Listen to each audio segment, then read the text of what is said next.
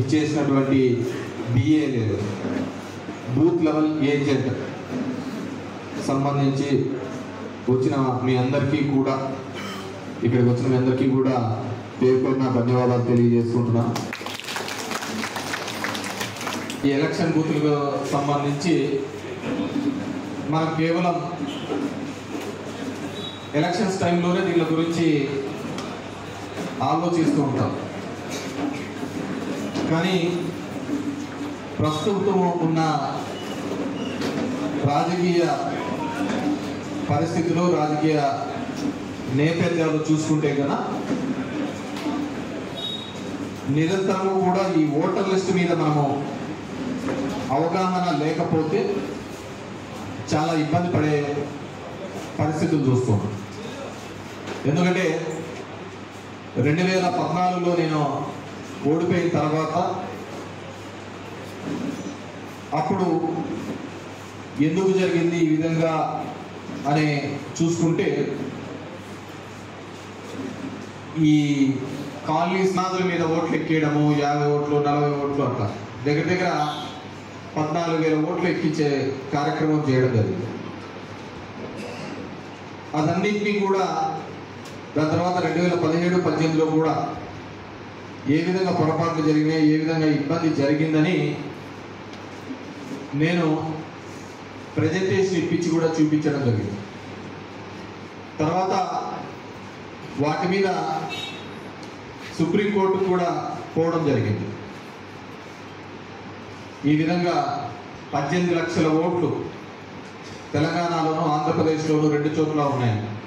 ఈ మధ్యనే దాని గురించి ప్రస్తావిస్తూ రాహుల్ గాంధీ కూడా మీటింగ్ పెట్టి చెప్పే పరిస్థితి చూసినాం. కేవలం అతను చెప్పినది చాలా చిన్నది. మనం అప్పుడు ఉమ్మడి 2 రాష్ట్రాల్లోనూ కలిసి 18 లక్షల ఓట్లు ఉన్నాయి, దొంగ ఓట్లు ఉన్నాయని చెప్పేసి చూపించడం జరిగింది. వివిధ కేటగిరీ కింద మన రాహుల్ గాంధీ చెప్పినట్టే 0 ఇళ్లకు ఎన్ని, ఇల్లు లేని వాళ్ళని అట్లా. దాని తర్వాత ఫీల్డ్లే కూడా పంపించడం జరిగింది. ఎన్ని ఓట్లు ఉన్నాయి దొంగవి దగ్గర 40,000 ఓట్లు ఆ విధంగా దొంగ ఓట్లు, ఆ ఇళ్లలో లేని ఓట్లు, చనిపోయిన వాళ్ళ ఓట్లు, ఆ విధంగా 40,000 ఓట్లు మన నియోజకవర్గంలోనే ఉన్నారు. మీరు కూడా చూసినారంటే కుప్పంలో కూడా అదే విధంగా 40 ఓట్లు అతను ఈ దొంగ ఓట్లని తీసిన తర్వాతనే అతను మెజార్టీ తగ్గించింది. లేకపోతే కుప్పంలో ఇప్పుడు 40,000 50,000 మెజార్టీ అంటా ఉంటాయి. అవన్నీ దొంగ ఓట్ల కార్యక్రమం. అవన్నీ తీసేసిన తర్వాతనే అక్కడ కూడా మెజార్టీ తగ్గించిన పరిస్థితి. దీంట్లో చాలా ఇబ్బందికరమైన పరిస్థితి. ఆ రోజు ఒక ఎస్ఐఆర్ ఈ దొంగ ఓట్ల గురించి మనం అందరం మాట్లాడడం జరిగింది. మన దాంట్లో కూడా చూస్తే 2019 వరకు చూస్తే 2,40,323 ఓట్లు ఉండేది. మీ అందరికీ తెలుసు, మిమ్మల్ని కూడా నేను డ్రైవ్ చేసి ఎంటబడి కనుక్కోండి అని మీరు రాసిచ్చి ఇవన్నీ చేస్తే 22,000 ఓట్లు దొంగ ఓట్లు అని తెలిసినాం. చాలా పేపర్లలో ఈనాడు ఈనాడు ఎట్లా రాస్తాడంటే ఫస్ట్ దొంగ ఓట్లు ఉన్నాయని అతనే రాస్తాడు. అవి తీసేయడం మొదలుపెట్టినాక ఒరిజినల్ ఓట్లన్నీ పీకేస్తున్నారు అని అతనే కథనాలు పెడుతూ ఉంటాడు. ఎట్లయినా అట్లా తిప్పుతూ ఉంటారు. సో 2023 వరకు చూస్తే మన దాంట్లోనే 22,000 ఓట్లను తొలగించడం జరిగింది. దొంగ ఓట్లను చనిపోయినారో ఆ విధంగా. తర్వాత 2023 జనవరి 1వ తేదీ ఓటర్ లిస్ట్ వచ్చిన దాని ప్రకారం 25,450,000 ఓట్లు ఉన్నాయని చెప్పేసి ఎలక్షన్ కమిషన్ కూడా కంప్లైంట్ ఇవ్వడం జరిగింది. ఎప్పుడు 2023 దీన్ని. తర్వాత దాని ప్రకారం షిఫ్ట్ డబుల్స్ ఇవన్నీ కలిసి వాళ్ళు ఒక 10,000 ఓట్లను దగ్గర 10,878 ఓట్లను వాళ్ళు తీసేయడం జరిగింది. సో అది తీసేస్తే 2,28,679 ఓట్లు మనకు ఉండాలి. అంటే ఇది ఎలక్షన్ల కంటే ఒక నెల రోజుల ముందు వరకు మనం ఇచ్చిన కంప్లైంట్తో సాధిస్తే 2,28,000 ఓట్లు ఉండాలి. కానీ మేలో వచ్చిన ఓటర్ లిస్ట్లో చూసుకుంటే అది ఎక్కడ లేని విధంగా మళ్ళీ 2,45,750 ఓట్లకు పెరిగింది. అంటే కేవలం నెల రోజుల్లో మళ్ళీ 20,000 ఓట్లు కొత్తగా పెరగడం జరిగింది. వీళ్ళు ఎట్లా పుడతారో 20,000 ఓట్లు నెలకే పుడతారు, నెలకే ఓట్లు వచ్చాయి, నెల నెలా జరుగుతున్నా కానీ ఈ దొంగ ఓట్ల ప్రక్రియ అనేది జరగదు. మన ఎప్పుడు Gyanesh Kumar chief election commission ఏదో చెప్పడం జరిగింది, దీని గత మీరు అఫిడవిట్ ఎలా క్షమాపణ చెప్పాలా అని చెప్పి రాహుల్ గాంధీ వదిలిపెట్టేసి, అసలు నేను ఈ వేదిక ద్వారా ఇక్కడ నుంచి ఎలక్షన్ కమిషన్ ఆఫ్ ఇండియా కావచ్చు, ఈ దేశంలో ఎలక్షన్స్ నడిపిస్తున్నామనే ఇక్కడ ఉన్న బిఎల్ఏలు కావచ్చు, బిఎల్ఓలు కావచ్చు, లేకుంటే ఈఆర్ఓలు కావచ్చు. ఈఆర్ఓలు అంటే ఎలక్షన్ రిటర్నింగ్ ఆఫీసర్, మనకైతే ఆర్డీఓ కావచ్చు, ఏఈఆర్ఓ అంటే ఎంఆర్ఓ కావచ్చు. మీకు చాలా ఎక్కడైనా ఎవడైనా కావచ్చు, ఎక్కడైనా ఈ రాష్ట్రంలో ఉన్న 46,828 బూతులు ఉంటే ఒక్క చోట చూపియండి ఈ ఓటర్ లిస్ట్ లో తప్పులు తడక లేకుండా ఈ ఓటర్ లిస్టు ఒక్క ఓటర్ లిస్టు చూపిలేదు. మళ్ళీ దీనికి సంవత్సరం చేస్తూనే ఉంటా అంటారు, సంవత్సరం తిరుగుతూనే ఉంటా అంటారు. సంవత్సరము ఈ చనిపోయిన ఓట్లను తీసేయాలని, కొత్త ఓట్లను ఎక్కించాలని, ఇల్లు మారిపోయిన ఓట్లు చూడాలని సంవత్సరం జరుగుతూనే ఉంటారు. కానీ ఏ ఓటర్ లిస్టు దగ్గరికి ఎవడు కానీ ఇవి దొంగవి కానీ ఇవి కానీ తీసేసిన దాఖలాలు ఉండవు కూడా. ఎందుకంటే పేరుకే మన ప్రజాస్వామ్య ఈ ప్రభుత్వం అని నడుస్తుంది, ఈ భారతదేశం అనుకుంటున్నా కానీ ఇక్కడెక్కడ ప్రజాస్వామ్యం కానీ ఇంకోటి కానీ ఎక్కడ కానీ కనపడట్లేదు. ఎందుకంటే జరుగుతున్న ఎలక్షన్స్ పరిణామాలు కావచ్చు, జరుగుతున్న పద్ధతిలో కానీ ఏ విధంగా ఈ ఎలక్షన్స్ జరుగుతున్నాయో మనం అందరం కూడా చూస్తున్నాం. ఇప్పుడు ఎందుకు ఈరోజు మీటింగ్ పెట్టుకొని మనం మళ్ళీ ఈ కార్యక్రమం మీద చేయాలా, ఈ బిఎల్ఏలు అందరూ ఉండాలా, ఎందుకు అని చెప్పేసి పెట్టడం జరిగిందంటే, పొలిటికల్ పార్టీ ఏ రాజకీయ పార్టీ అయినా బిఎల్ఏల ద్వారానే అబ్జెక్షన్స్ రైజ్ చేయడానికి వీలుంటుంది. నేను ఒక వ్యక్తిగతంగా పోయి వెళ్ళి ఇదిగో ఇక్కడ ఈ దొంగ ఓట్లు ఉన్నాయి 100 అంటే ఈ ఏఆర్ఓలు పట్టించుకోరు, ఎలక్షన్ ఆఫీసర్ పట్టించుకోరు. వాళ్ళు పట్టించుకోవాలి, వాళ్ళు చేయాలి అంటే అది బిఎల్ఏనే చేయాలి. బిఎల్ఏ అంటే ఎవరు? ఒక రాజకీయ పార్టీ ఆ బూతుకు సంబంధించిన ఒక వ్యక్తిని వేసి చెప్పెట్టి ఇతని ద్వారా ఆ బూతులో ఏదైనా ఉంటే అభ్యంతరాలు ఉంటే తెలియజేస్తాడు, దాని మీద మనము చూడాలి అని చెప్పేసి అభ్యంతరాలు తెలపడానికి ఉన్న ఒకటే ఒక వ్యక్తి ఎవడంటే అది బిఎల్ఏ. ఆ బిఎల్ఏ ఎవరంటే అది మీరు. దానికోసమే ఈ ప్రోగ్రాం. సరే, ఇంకా ఎలక్షన్లు 3 ఏళ్ళు ఉన్నాయి కదా, మరి ఇప్పుడు ఎందుకు అంత తొందరగా దీని గురించి అప్పుడు చూస్తాం కదా అంటే, ఇప్పుడు కొత్తగా సర్ అని ఒకటి పెడుతున్నారు. సర్ అంటే స్పెషల్ ఇంటెన్సివ్ రీజన్ అని బీహార్లో జరుగుతుంది.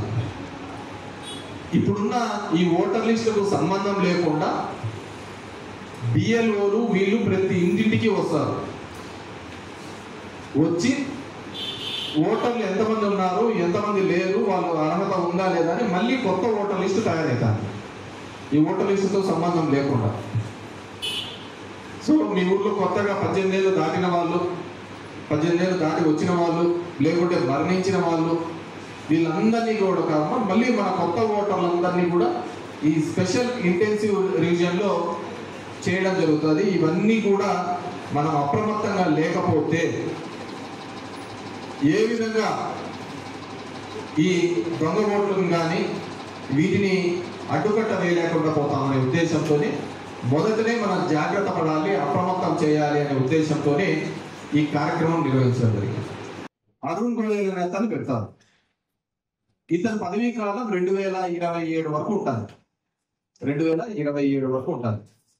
ఇతను కరెక్ట్గా ఎలక్షన్లకు 2 వారాల ముందు ఇతను రాజీనామా చేస్తాడు. ఇతను రాజీనామా చేసిన తర్వాత రాజీవ్ కుమార్ అనే అతను ఒక్కడే మిగిలిపోతాడు అనమాట దీంట్లో. అప్పుడు కొత్తగా జ్ఞానేష్ కుమార్ ని, సుఖ్బీర్ సింగ్ వీరిద్దరిని దీంట్లోకి చేస్తారు. మార్చ్ 14, 2014. ఒకటి రిటైర్ అయిపోయినాడు, ఒకటి ఎందుకు రాజీనామా చేసినాడు, ఇంకా 3 ఏళ్ళు ఉండగట్ట. పాప రాజీనామా చేసినంత ఖాళీగా ఎందుకు ఉంచాలా అని చెప్పి క్రొయేషియాకు అంబాసిడర్ గా పంపించారు. ఏదో చూసుకోక క్రొయేషియా దేశంగా చెప్పేసి అంబాసిడర్ గా పంపిస్తారు. ఆ విధంగా ఈ ఇప్పుడున్న జ్ఞానేష్ కుమార్ అనే అతను కొత్తగా సిఈసి బాధ్యతలు చేపట్టారు. ఆయన బాధ్యతలు చేపట్టిన తర్వాత ఏ విధంగా జరిగాయి, అమిత్ షా మన ఊరికి వస్తాడు, మీటింగ్ వస్తాడు. ఆ రోజుకే సాయంత్రానికి డీజీపీ ట్రాన్స్ఫర్ అయిపోతాడు. ఆ రోజు సాయంత్రానికి డీజీపీ ట్రాన్స్ఫర్ అయిపోతాడు. నేను స్వయంగా చూశాను. సరే ఎవరి కోసం పనిచేస్తున్నారో, ఏ దాని కోసం పనిచేస్తున్నారో ఎలక్షన్ కమిషన్ కానీ దేనిలో కానీ అర్థం కాని పరిస్థితి. ఎక్కడైనా చూసినారు మీరు 2-3 సీసీటీవీ ఫుటేజ్ చూసింటారు. మార్చర్లలో కావచ్చు, ఇంకో చోట కావచ్చు, ఎలక్షన్ దానిలోకి ఈవీఎంలు పగలగొట్టేవి కానీ ఇవన్నీ ఉంటాం. ఎలక్షన్ కమిషన్ అడిగినారు, ఏమి ఈవీఎంలోని బయటపోయినది, వీడియో ఫుటేజ్ మీ దగ్గరే ఉండాలి కదా, బయటకి ఎట్లా వచ్చింది అని. మేము ఇయ్యలేదు అంటారు. మరి ఎలక్షన్ కమిషన్ ఈ కూడా ఎవరి దగ్గరకు వచ్చింది, వీళ్ళ చేతికి ఎలా వచ్చింది, అది పెద్ద క్వశ్చన్ మార్క్. ఈరోజు ప్రతి ఒక్కరికి తెలుసు. ఈరోజు మనకున్న ఇక్కడైనా సత్య కూడా ఓట్లేసిన వాళ్ళల్లో 10% కూడా అతను చూసింటారు. అప్పుడు చూసింటారు, ఇప్పుడు చూసింటారు. 10% కూడా చూసిన, కొన్ని చోట్ల తిరగడం కూడా జరగలేదు. గతంలో చూసినట్టు కేవలం 600 ఓట్లే ఉన్నాయి బీజేపీకి. మన ఓట్లు ఎట్లా వచ్చినాయి నాకు అర్థం కాదు. ఎవరినో చేసినామని అర్థం. వీవీప్యాట్లు ఉన్నాయి, వీవీప్యాట్ స్లిప్స్ ఉన్నాయి. వీవీప్యాట్ స్లిప్లు లెక్కించాలా అని చెప్పేసి, వీవీప్యాట్ స్లిప్లు లెక్కించాలా అని చెప్పేసి ఒక్కొక్క బూత్ కి 50,000 కట్టాలంట. ఒంగోలు, పాల్నేని, విజయనగరంలో వీళ్ళు కొంతమంది చేస్తున్నారు ఓటర్ లిస్టు దీళ్ళకి ఎట్లా అని చెప్పేసి. వేస్తే వీవీప్యాట్లను స్లిప్లు ఎంచాలి అని చెప్తే వాళ్ళని వేసినప్పుడు వాళ్ళ ఎలక్షన్ కమిషన్ ఒక ఎస్ఓపి అంటారు, స్టాండర్డ్ ఆపరేటింగ్ ప్రొసీజర్, అంటే ఈ పద్ధతిలో చెయ్యాలి అని చెప్పేసి ఒకటి ఇస్తారు. దాని ప్రకారం ఎలా ఇచ్చారో తెలుసా? మామూలుగా ఒక గుళ్ళో ఉందనుకో, దొంగతనం జరిగింది అంటాం. జరిగిందంటే ఆ హుండీలంతా తీసి లెక్కేయండి, ఎంత ఉండాలో ఎంత పోయింది అనేది ఒక లెక్కాసారం ఇస్తారు. అవునా కదా? దాంట్లో ఎంత ఉండాలో, లక్ష ఉండాలో, లక్షలో ఎంత ఉంటే ఎంత ఉంది అంత కాదంట. మొత్తం అంతా క్లీన్ చేస్తారంట, మొత్తం అంతా క్లీన్ చేస్తారంట. మళ్ళీ మనతో ఏపిస్తారంట లెక్క అంత దానికి. అప్పుడు ఎంచుదాం, ఎంతుందో చెప్తాము అంటారు. అది ఎలక్షన్ కమిషన్ చెప్తుంది. అంటే ఈవీఎంలో డేటా అంతా క్లియర్ చేసి, క్లీన్ చేసి మళ్ళీ మనతో ఏపిస్తారు. 1000 ఓట్లు ఉన్నట్టే 400, 500 అప్పుడు వేస్తారు. మిషన్ పనిచేస్తుంది కదా అంటారు. అప్పుడు ఏ మిషన్ పనిచేయక వచ్చారు కదా, పనిచేయక వచ్చారా? నీకు ఒరిజినల్ గా ఎన్ని వేసినాయో అది స్లిప్ లేదు. 6 నెలల పాటు ఓటర్ దానిలో వీవీప్యాట్లు అన్ని కూడా ఉండాలి. ఎలక్షన్ కమిషన్ హడారుగా ఒక నోటీస్ ఇస్తారు, 10 రోజుల లోపల అన్ని అంటించి పడేయండి. ఇది ఎప్పుడో కాదు, ఇది ఎప్పుడో మా తాతగారు ఉన్నప్పుడు, మా ముత్తాతగారు ఉన్నప్పుడు జరిగిన రాజకీయం కాదు. నువ్వు నేను బతికుండగా కష్టపడి చేసి పోటీ చేసిన తర్వాత మన జరిగేది అంత. ఆ కాలంలో అయితే అనుకోవచ్చు, నువ్వేదైనా మాట్లాడుకో దేశద్రోహి, నువ్వేదైనా మాట్లాడాలంటే దేశద్రోహి. నేను ఎక్కడ చూసిందాం దేవుళ్ళని ఈ విధంగా రాజకీయాలకు వాడుకుంటూ ప్రజల్ని మోసం చేస్తూ మభ్య పెడుతున్నది ఏంటంటే ఈరోజు మా భారతదేశంలోనే జరుగుతుంది. ఏడా ఉన్నది. ప్రపంచ దేశాలన్నీ కూడా 50 సంవత్సరాల కింద వరల్డ్ వార్ 2లో జర్మనీ లాంటి దేశాలు, జపాన్ లాంటి దేశాలు యుద్ధంలో ఓడిపోయి మొత్తం అంతా సర్వస్వం కోల్పోయి ఈ రోజు ప్రపంచంలోనే నెంబర్ 1, నెంబర్ 2 స్థాయికి ఆర్థికంగా ఎదిగిపోయింది. హిరోషిమా, నాగసాకి లాంటి చోట అణుబాంబులు పడిన తర్వాత ఒక 50 ఏళ్ళు మొలక కూడా మొలసదు అన్న చోట కూడా ఈ రోజు ప్రజలు ప్రశాంతంగా బతుకుతూ వాళ్ళ జీవనం అంతా మారిపోయిన పరిస్థితి. ఇంకా ఎప్పుడో 500 ఏళ్ల కిందట, 1000 ఏళ్ల కిందట జరిగిన సంఘటనలు చూపిస్తూ రాజకీయంగా వాడుకునే కార్యక్రమం చేయడం జరుగుతుంది. అంతటి దౌర్భాగ్యమైన పరిస్థితులలో ఈరోజు మన దేశం నడుస్తుంది.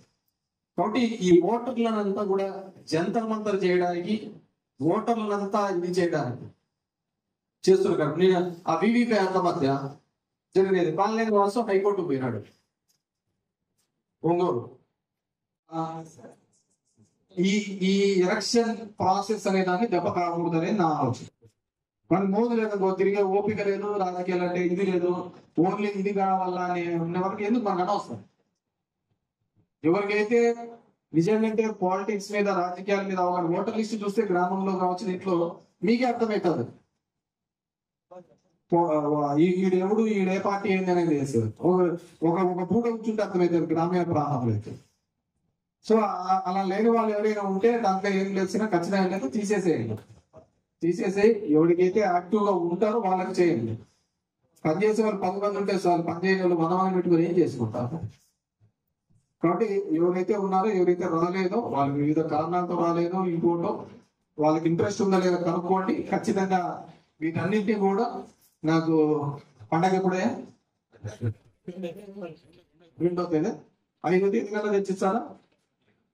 15 20 రోజులు అవుతుంది.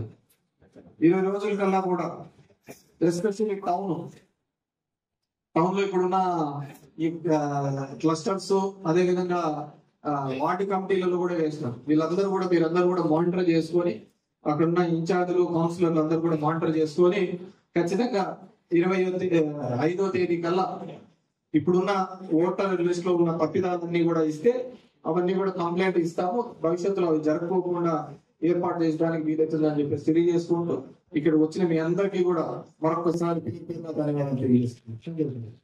తెలుగులో ఫాస్టెస్ట్ న్యూస్ ఇప్పుడు కొత్త అవతారంలో 5 సెకండ్లోనే పూర్తి వార్తా సమాచారం మీ చేతిలో. సోషల్ మీడియా ట్రెండ్స్ మీ కళ్ళ ముందుకే live TV and voice search options తో ఇప్పుడే డౌన్లోడ్ చేయండి. యాప్ లింక్ డిస్క్రిప్షన్ లో ఉంది.